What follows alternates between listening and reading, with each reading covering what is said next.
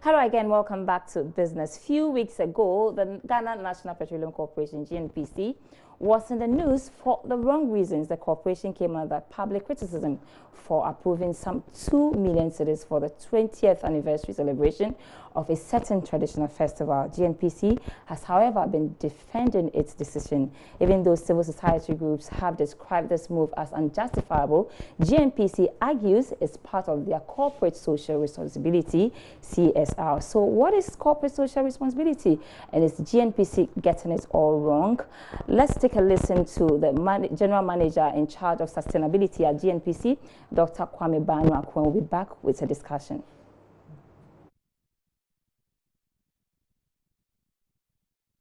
There are three key focus areas, includes economic empowerment as one, where we are looking to build people's skills, not necessarily in the oil and gas sector, because one of the challenges we have is expectations management.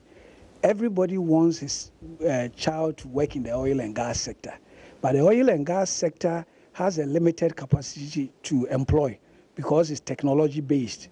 And so one of the things GNPC decided to do is, instead of encouraging people to focus only on oil sector jobs, why can't you support them to keep engaging in the things that they have been engaged in even before we found oil, so that we avoid the Dutch disease, so that people focus on where they are. So these are women's groups who wants to increase their livelihood.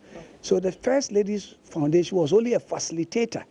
And we ourselves have had to go to the field to find out really whether this is a support that is required. So I think people need to be a bit more cautious when they start talking about things, because they feel, well, GNPC is not in, I'm in the field of buying my social license to operate. And so economic empowerment is one of the key areas to do that, so that people don't just focus on the oil and gas sector looking for jobs, but we can create jobs outside it, including agriculture. My astute friend and colleague Philip Namfuri is here to help us digest this very topic. Wow. You listened to Dr. Banu, and he actually spoke about buying licenses to operate in communities that they actually operate in. And so we want to understand this whole CSR business and whether GNPC is actually getting it wrong and whether his submission is actually justified. Okay, so Sandra, thank you very much. CSR is not wrong. CSR is critically important. Let me explain to you a bit of the fundamental underpinnings of CSR. That's corporate social responsibility. There was a time in the world of business where some argue that businesses should focus only on the business itself or what they are doing.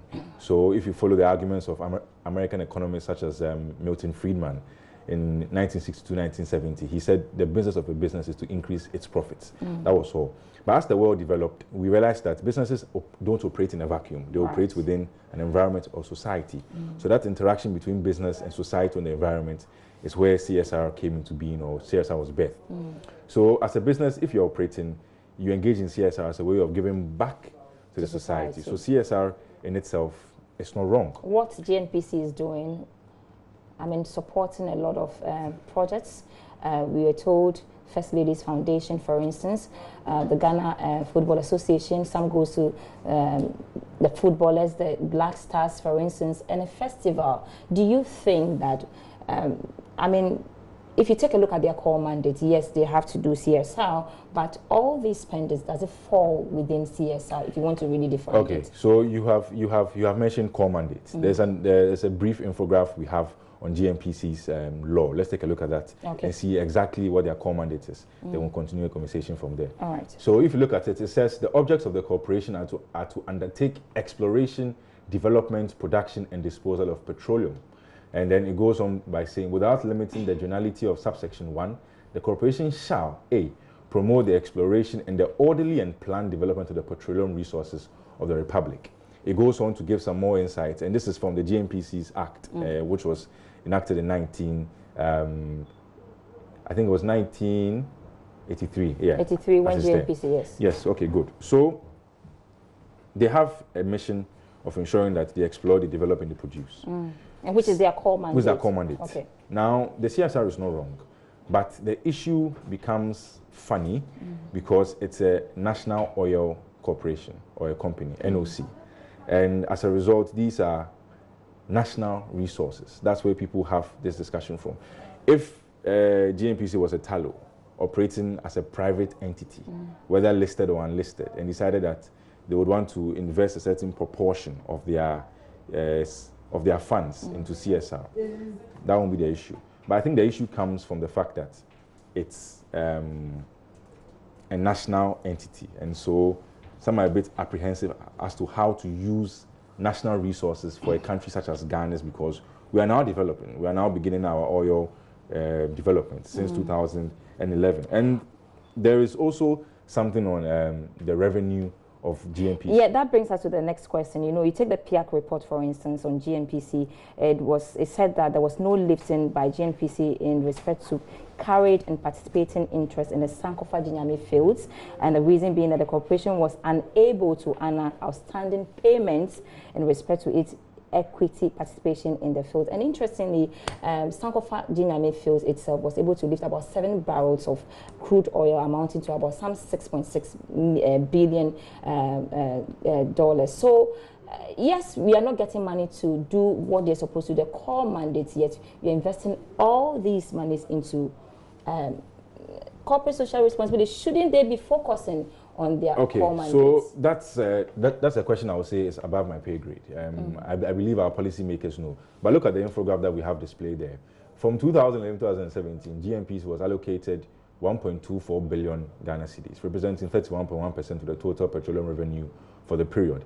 Now, it also goes on to tell us, and this is from the Institute of Fiscal Studies, they've done some work on GNPC. They came out with a policy brief some time ago.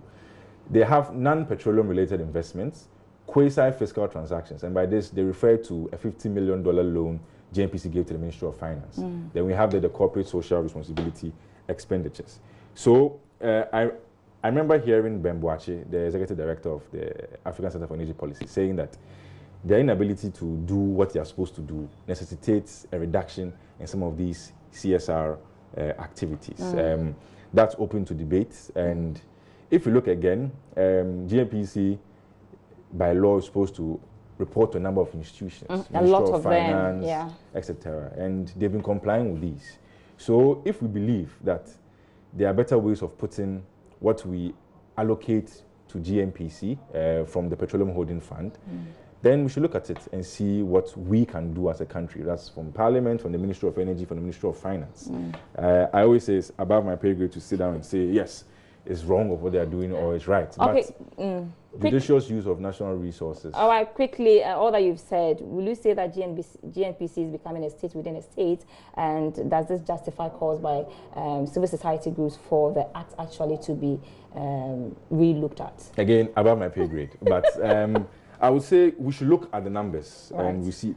There's one more infograph I think we should look at, and it's a graph about GNPC's CSR expenditure from IFS this thing. Let's look at the last one. You see how their CSR budget of GNPC, or the CSR budget of GNPC, has gone up between 2017 and 2018. And this again is from the Institute of Fiscal Studies brief on GNPC. So as a country, all the relevant stakeholders, PIAC, think tanks such as ASEP, Parliament itself, Ministry of Finance, Ministry of Energy. Let's look at all these things and let's see if indeed there's something wrong or there's something right there, and undertake the necessary steps to ensure that we are getting or we're judiciously using our oil revenue. All right, it's Thursday, and what's on the menu tonight on PM Express? We are going to do a breakdown of the budget, look at the priority areas. There were 9 of them that were listed. We'll look at the financial sector issues that were raised in the budget speech and break it down. I have 2 interesting guests, Anthony Sapon, country senior partner of KPMG, and AGI Setchuma Kwaba. So I think